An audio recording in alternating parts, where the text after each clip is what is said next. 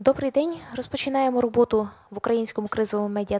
We continue our work at Ukraine Crisis Media Center, and now the floor is given to Colonel Andriy Lysenko, Ministry of Defense of Ukraine spokesperson on NATO-related issues. Good afternoon, dear colleagues. Now the information about the events that happened in the ADO zone and about training of Ukrainian armed forces.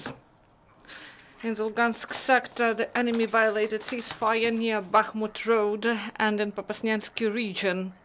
Military actions started after 4 p.m. in Krymsk. The enemy used mortars. And in Novatoshkovska and Novoalexandrivka, Ukrainian forces returned fire. And during the last 24 hours, in the result of military actions in Lugansk sector, there were 5 times of ceasefire violations by the enemy, and in the Donetsk sector, military actions happened at Avdiivka and Pisky. The situation was tense between midnight and 5 in the morning. The occupants used armored vehicles and small arms. And in 2 separate areas of the frontline, Ukrainian forces returned fire. On the whole, during the last 24 hours in the Donetsk sector, there were 4 enemy shellings. Mariupol sector.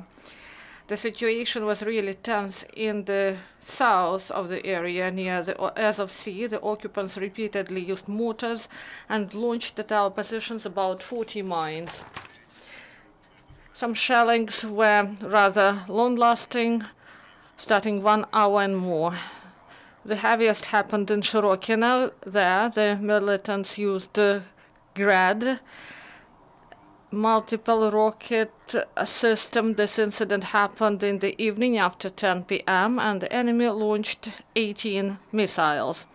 Also in Novotroitsk, there was 45-minute shelling delivered by the enemy. The occupants also used sniper weaponry and AGS grenade launchers. And on the whole, during the last 24 hours in the Mariupol sector, there were 9 enemy shellings, including 6 with the use of heavy weapons. During the last 24 hours, and the result of the military actions, no Ukrainian servicemen was killed. 3 servicemen were wounded.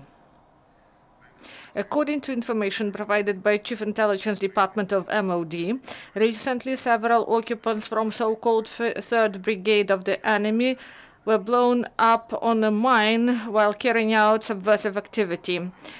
Those who died were the citizens of Russia, and enemy commanders provided an order to close these dead bodies in civilian clothes, and the relatives were provided with information that those who died never served in DPR army. So this is one more evidence that Russian commanders hide that the citizens of Russian Federation serve in Donbass. So the relatives of disgracefully fallen occupants never provided what monetary compensation, because Russian generals are guided by principle, no person, no problem.